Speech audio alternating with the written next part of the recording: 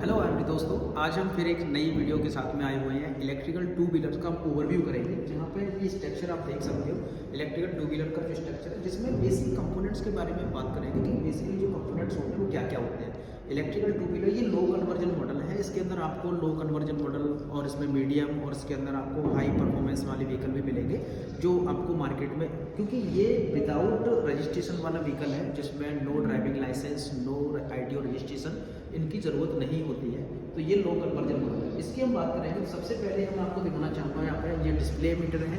Display metre जहाँ पे आपको बैटरी का एसओसी, बैटरी का यहाँ पे इंडिकेशन, बैटरी कितनी चार्जिंग हुई है, वोल्टेज कितने हैं, वो सारी चीज़ आपको यहाँ पे शो करेगा।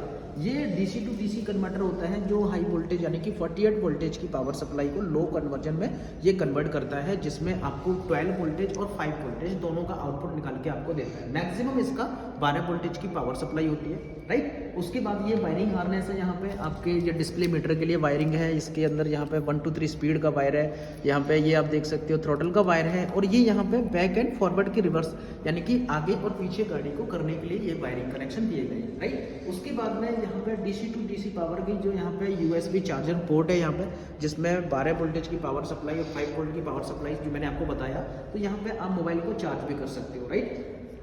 यहाँ पे हम आते हैं, ये बैटरी है, लिथियम आयन बैटरी इसके अंदर लगाई गई है, जो यहाँ पे 48 वोल्टेज की और 26 एम्पियर आवर की बैटरी है। एमसीबी ये पावर को कट करने के लिए यहाँ पे, क्योंकि बैटरी से जो पावर आती है वो मोटर और कंट्रोलर के बीच में दोनों में डिस्ट्रीब्यूट होती है, तो इनको कभी बर्न ना हो सके, क्योंकि बैटरी से ज़्यादा पावर अगर जाएगी तो बर्न हो सकती है, इसीलिए यहाँ पे एमसीबी लगाते हैं। इसका मेन पर्पस ये होता है कि जब भी गाड़ी में कस्टमर्स की गाड़ी के अंदर जो टेक्नीशियन है वो सर्विस करेगा, तो पहले एमसीबी को डाउन करके, ताकि बैटरी से जो पावर डिस्ट्रीब्यूट हो रही है उसको बंद किया जा सके, इसीलिए हम इसको लगाते हैं। यहाँ एंटीटेप अलार्म जिसकी बजर है, ये कंट्रोलर है, जिसमें 1000 वाट का कंट्रोलर है और 1000 वाट की इसके अंदर मोटर लगाई गई है। इसको बोलते हैं BLDC हब मोटर।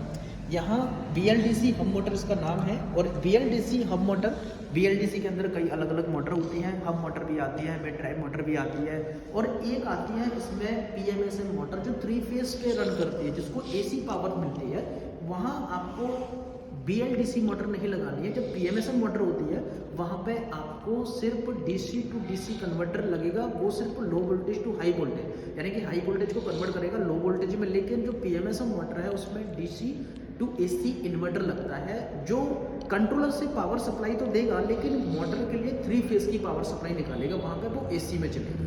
तो ये चीज़ें आपको ध्यान रखनी है कि BLDC हब मोटर और मिड ड्राइव मोटर होती है, और PMSM मोटर जो होती है वो इंडक्शन मोटर पे रन करती है, जो AC पावर पे चलती है, ये DC पावर